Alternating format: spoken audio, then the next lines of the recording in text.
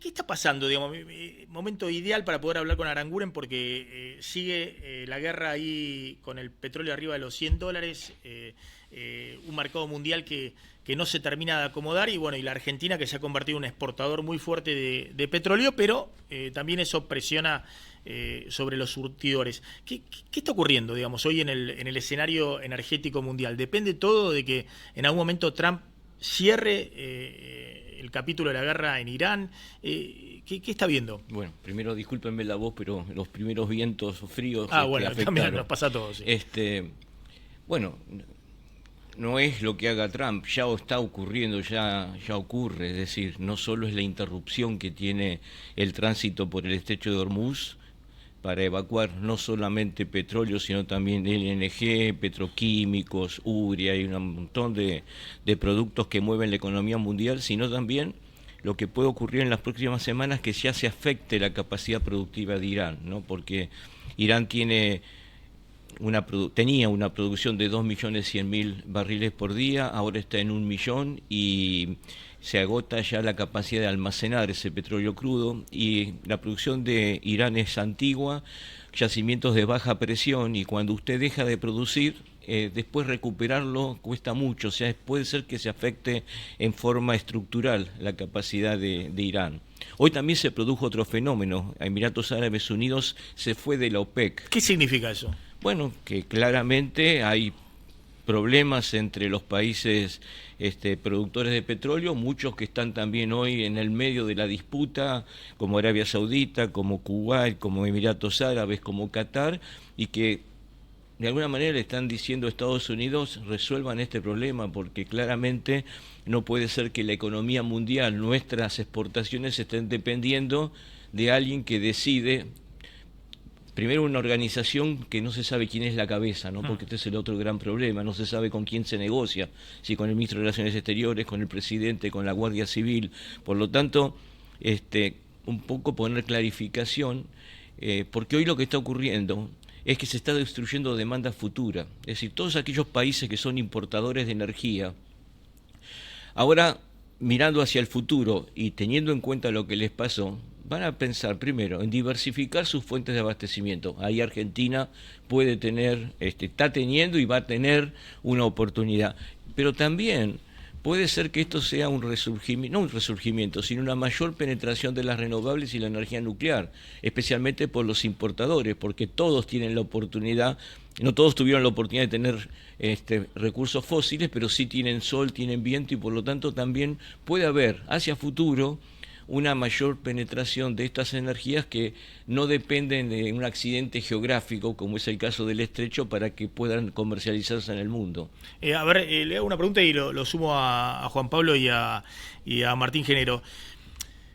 Si uno ve estos precios del petróleo y las perspectivas de usted, lo que dice respecto al precio del petróleo, uno dice, bueno, para la industria petrolera y sobre todo para Vaca Muerta es un escenario de petróleo caro, por lo menos este año y el próximo. Vamos a verlo, va a depender qué pase con la infraestructura. Primero, un detalle. Sí. En este momento, cuando ustedes estamos hablando, el petróleo en la pantalla se ve en $111 el barril, pero eso es el petróleo de papel. Los contratos a futuro, los contratos en junio, las transacciones físicas, que es lo que se llama como el Dated Brent, se producen a unos $20-30 por encima de ese valor. O sea, el petróleo físico, porque claramente uno tiene en cuenta la posibilidad de que se termine la guerra dentro de X semanas, el otro es la realidad de hoy. El estrecho está cerrado. Ayer nos enteramos de que pasó un barco del LNG, pero claramente bajó el tránsito por el estrecho, y las refinerías que compran petróleo tienen que pagar no 111, sino 135, 140. Por lo tanto, también eso aplica para la Argentina. Las exportaciones de Argentina se valorizan más.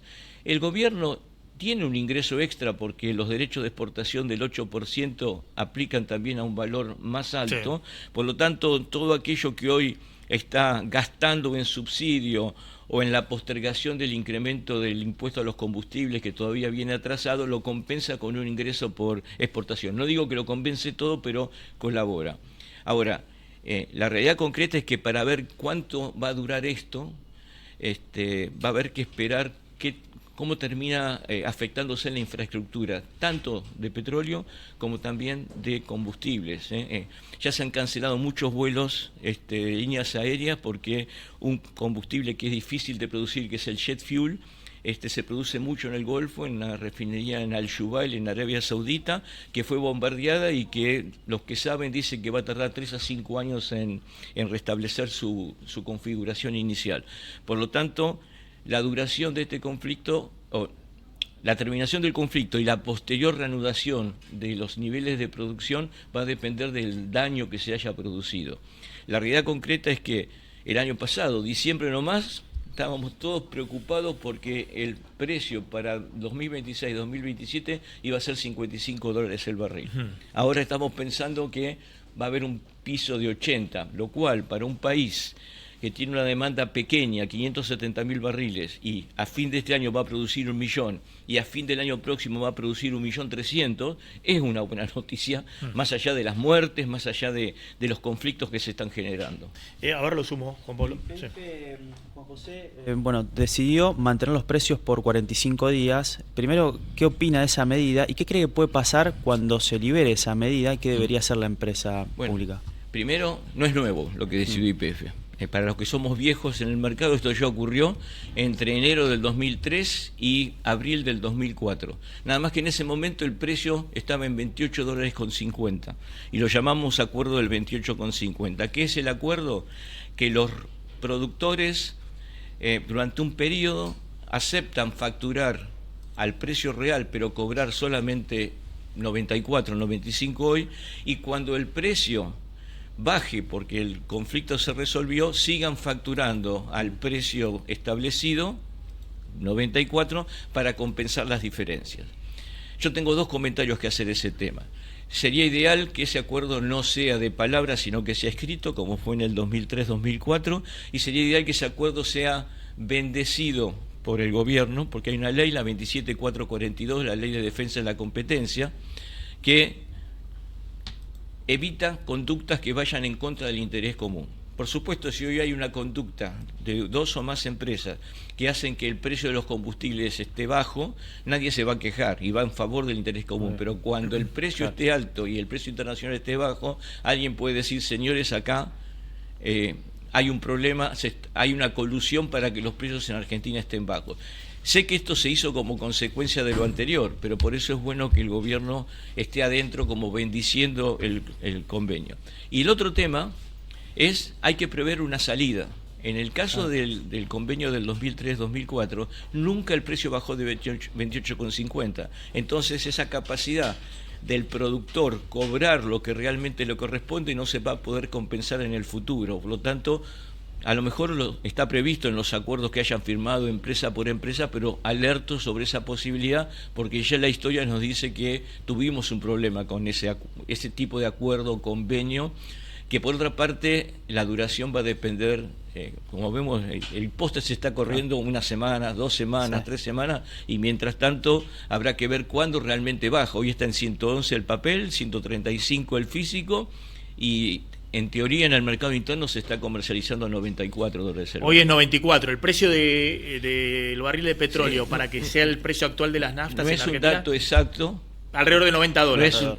Alrededor de $94, $95. No es un dato exacto, depende, es información confidencial de la empresa que vende y de la empresa que compra. En la Argentina recuerden que hay 3 animales en el sector del petróleo: aquellos que son productores puros, como Tecpetrol, como Pluspetrol, etcétera; los que son refinadores puros, como Raízen, que comercializa la marca Shell, o como Puma, o como Trafigura, perdón, que comercializa Puma; y después están los integrados, principalmente Action Energy, que es Pan American Energy, todo el crudo que produce lo procesa en su refinería de Campana, e YPF, que es 98% integrado. A fin de año va a ser el total, pues le falta un poquito para la refinería de Luján de Cuyo. Estas 2 están en el medio y por lo tanto también hay que tener en cuenta que hoy, vendiendo a un precio más bajo que el internacional, están dejando de hacer caja, y por lo tanto están perdiendo la oportunidad Claro. de estar disminuyendo su requerimiento financiero para las inversiones que está haciendo, ¿no? Pero, ¿y quién le vende, por ejemplo, a Raizen o a ¿Quién les vende? Claro, ¿quién les vende petróleo? Los Petrol, Vista, Pan American Energy también. ¿YPF Total. YPF también les vende? O... No, YPF no. no. YPF toda su producción la procesa, se la comercializa a sí mismo, digamos. O sea que de alguna manera, por ejemplo, YPF podría estar vendiendo obviamente más caro y está transfiriendo Sí, YPF como excedente es al consumidor, integrado digamos. y todo lo que Sí. podría estar vendiendo productos. Claro. La única manera de monetizar crudo, un integrado, es a través del precio de los productos. Claro. ¿no? Pero al mismo tiempo que digo esto, y ustedes lo mencionaron antes en la charla anterior, tengamos en cuenta una cosa que es positiva, que esto ocurre en un momento que el mercado del dólar en Argentina está Calma. no planchado, sino está Sí, para abajo. disminuyendo en términos reales el valor del dólar, ¿no? Porque acá históricamente se dijo que un gobierno dolarizó el sector energético, etcétera. El sector energético, petróleo y gas, está dolarizado desde el año 89. Acá no vino ni Macri, ni Aranguren, ni nadie a dolarizarlo. Eso fue una cosa que, de alguna manera, en forma inteligente, el kirchnerismo nos hizo creer.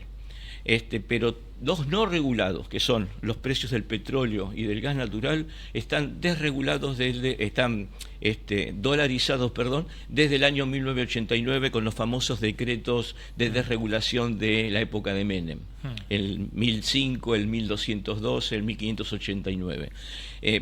Por lo tanto, cada vez que teníamos corridas de precios en el surtidor, no era solamente eran principalmente porque teníamos devaluación de nuestra moneda. Hoy no tenemos devaluación de la moneda, al revés, tenemos revaluación, y la reacción que hoy se ve en el surtidor o que se ve en los energéticos para producir electricidad está vinculada con el incremento de los precios internacionales. El barril internacional. Que no controlamos, por otra parte. Claro. Martín. Sí, Aranguren, ¿cómo le va? ¿Qué tal? Justamente a raíz de lo que decía de su voz, ¿no? Estamos con climas fríos, más fríos de lo habitual en esta época, y sabemos que en la Argentina tiene ese swing muy profundo, ¿no? De la demanda de gas respecto de la temporada de invierno. Bueno, estamos ya a poco tiempo, un mes más o menos, de entrar en el invierno. ¿Y cómo se imagina la dinámica de la importación de gas natural licuado en esa época en la Argentina, considerando que todavía hace falta, ¿no? En las épocas frías, hacer esa importación? Bueno, el gobierno suspendió la licitación para el agregador mayorista, quería privatizarlo. De hecho, hubo una licitación, 2 ofertas muy parecidas, fueron a una segunda ronda y ganó una de las ofertas, pero el gobierno tomó la decisión debido a la volatilidad que tienen los precios en el mercado internacional, tomó la decisión de hacerlo a través de NARSA. Ya había contratado 2 barcos, ahora salió a contratar 3 barcos más. Se estima, dependiendo conforme a las condiciones meteorológicas que se esperan para el invierno, que este año no vamos a necesitar más de 18 o 20 barcos. Por lo tanto, no es difícil que esto se pueda manejar en el mercado argentino, que hoy está mucho más abastecido después de la construcción del gasoducto Perito Moreno. Y el año próximo vamos a estar mejor porque la iniciativa privada de Pampa Energía va a permitir todavía poder colocar mucho más gas de vaca muerta en la zona del Gran Buenos Aires, o sea, en el centro del país. Por lo tanto, tendría que ser el último invierno en el cual seamos muy dependientes todavía en los picos del LNG. El año próximo a lo mejor necesitamos 1 o 2 cargamentos y nada más. Y hasta lo podemos reemplazar por gasoil, que a lo mejor resulta más económico que tener un barco estacionado en Escobar todo el año para esperar solamente la recepción de 2 barcos del LNG. A ver, de alguna manera, si uno proyecta este escenario donde se sigue empantanando la cuestión Irán y sigue cerrado el estrecho de Hormuz.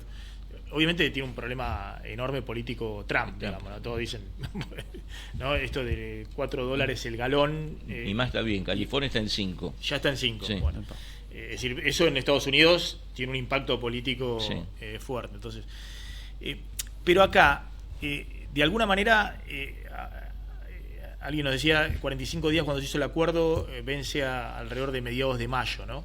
El acuerdo. Van a tener que rediscutir, a ver qué quieren hacer.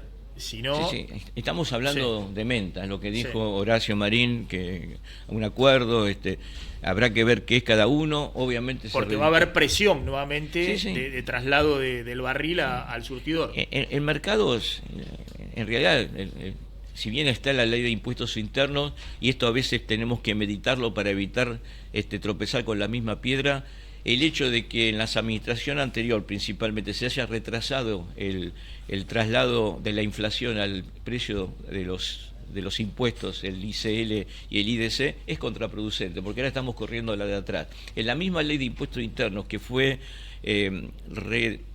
presentada nuevamente en el Congreso en el 2017, en la administración Macri, nosotros cambiamos lo que era antes un impuesto ad valorem, que aumentaba con lo que aumentaba el precio internacional. Se imaginan cómo estaríamos ahora, y el impuesto se trasladó a ser fijo, se puso fijo. También en la ley se prevé que uno puede estar aumentándolo 10%, bajándolo 20%. O sea, el impuesto El es gobierno lugar podría ideal amortiguar para hacer un pulmón, para amortiguar esta situación en forma directa. Ahora lo está haciendo en forma indirecta, postergando la actualización del impuesto. O sea, lo ¿no? está dejando Pero esta es una lección. bajar en porque términos cuando reales. hacemos cosas, después no vemos las consecuencias. Una consecuencia es que hoy podríamos tener una herramienta para poder hacer política energética, bueno, política tributaria vinculada con la política energética, ¿no? Pero contestando a la pregunta. Bajar 20% nominal el impuesto. Exactamente. Que es una suma fija. Que es una en suma pesos. fija, exacto. Por Pero litro todavía necesitamos aumentarlo 40% todavía por el retraso que tiene. Por lo tanto, hoy dejamos de tener sentido por el error cometido en el pasado. Si eso se posterga, yo creo que no va a haber lugar, porque el productor que está vendiéndole a un refinador privado acá dice, bueno, ¿por qué yo tengo que perder la oportunidad? ¿Por qué el otro que exporta está exportando a 120 cuando yo estoy vendiendo el mercado interno a 94? O sea, no todos, es decir, acá no es que todos ponen o todos sacan, hay acuerdos por separado y no todos abastecen el mercado interno. E insisto, por suerte esto nos agarra en un momento en que Argentina está exportando 370.000 barriles por día, adicionales a los 570 que estamos demandando en el mercado interno. A fin de año, con la primera etapa del oleoducto Bebos, vamos a agregarle 180.000 y a fin del 27 le vamos a agregar otros 350.000 más. Uno ve el balance. Pero un solo detalle. Sí. A un precio de $70 el barril, cada 100.000 barriles que nosotros exportamos más son 2.500 millones de dólares. Epa. O sea, es 0,3 puntos del PBI, para ponerlo en una dimensión. O sea, es importante. Cada 100.000 barriles. Cada 100.000 a 70 son 2.500 millones de dólares. Claro. O sea, para tomar real dimensión de lo que... Por eso cuando ustedes ven que escuchan a Horacio Marín o a otros, o al mismo ministro Caputo, de que vamos a tener una balanza superavitaria de 35.000 o de hasta 50.000, es en función de esta realidad que estamos viviendo. Y recordando algo, ¿qué es lo que nos pasó en los primeros 15 años de este siglo? 2004, Argentina era superavitaria, balanza comercial energética primaria era 6.100 millones de dólares, 6.100. En el 2013-2014, los dos periodos de Cristina, menos 6.900. Nos comimos 13.000 millones de dólares, aproximadamente en ese momento 2,5 puntos del PBI.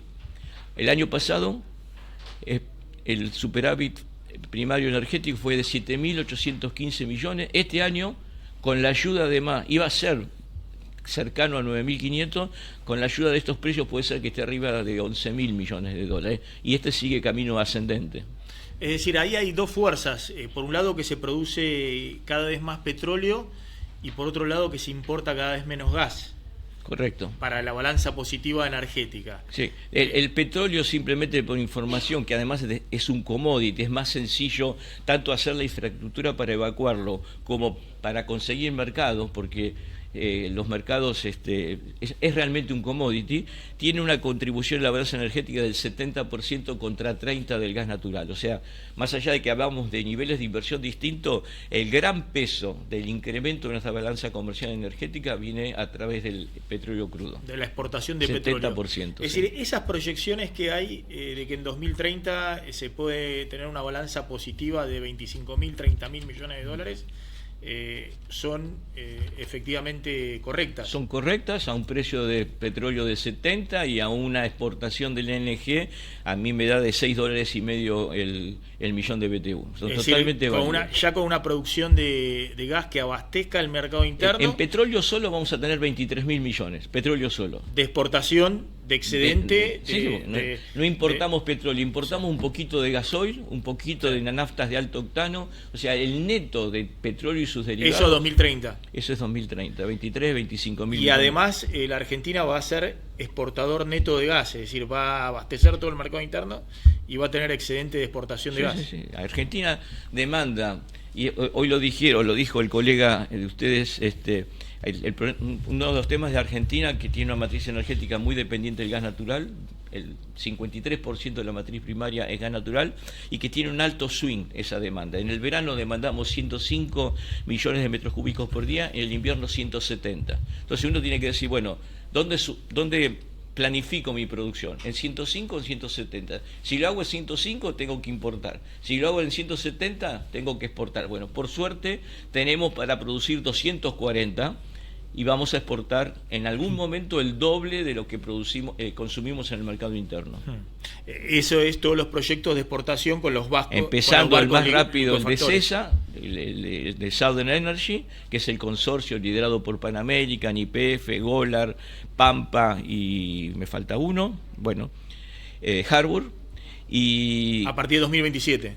El año próximo, en septiembre, está el Gili Episello, es un barco que hoy está en Camerún, que se va a hacer un mantenimiento y vuelve en agosto, septiembre, y empieza a exportar los primeros 2,8 millones de toneladas por año, y para fin del 28 va a estar un barco que está en Astillero, era un barco metanero que transportaba, que se lo partió en la mitad y en el medio se pone la planta de licuefacción, el MK2, que va a estar hacia fines del 28, ahí exportando 4 millones de toneladas por año más. Y después vienen los de YPF, que todavía no vieron en el FID, la decisión final de inversión, que seguramente, de hecho lo dijo el CEO de Eni, como el hecho más relevante de este año para la compañía Eni, que va a ser firmar el acuerdo con YPF para construir los barcos y exportar 12 millones en una etapa inicial y 18 en una etapa final de toneladas por año de LNG. Es decir, es un sector que vuela, digamos. Es un sector que vuela y me da la impresión, más por necesidad que por virtud, porque este es un tema, a veces nos abruman las pálidas, ¿no? Sí. Pero si tenemos en cuenta qué es lo que ha pasado con Vaca Muerta desde 2010 al 2026. Es política de Estado. Yo lo diría, a pesar de lo que, insisto, por necesidad y no por virtud. ¿Pero por qué digo por necesidad? Porque hoy el 70% de nuestro petróleo crudo y el 70% de nuestro gas natural viene de Vaca Muerta. Si no hubiésemos tenido Vaca Muerta, o si algún gobierno hubiese hecho alguna macana para evitar, hablo gobierno provincial, que le saco el sombrero a lo bueno que ha actuado el gobierno provincial con Vaca Muerta, en su propio beneficio también. Pero los gobiernos nacionales, ya sea de distinto color, desde el de Cristina Kirchner en su última etapa, Macri, con menos impulso de Alberto Fernández y el de ahora, con distintas medidas que se han tomado, hoy tendríamos un problema muy serio, porque el 70% de la producción viene de ahí. Sí. Entonces, si la Argentina estuviera hoy importando, si fuera un importador neto, como estaba, no sé, en 2022. No, estábamos mal. O en 2020. Por eso digo que es más por necesidad. Sí. Y por eso digo, y esta es mi optimismo, si quieren, inocente, que dudo que venga quien venga, independientemente del riesgo Cuca que dijo el ministro Caputo, venga quien venga, no se va en este momento a tirar un tiro en el pie junto el agro.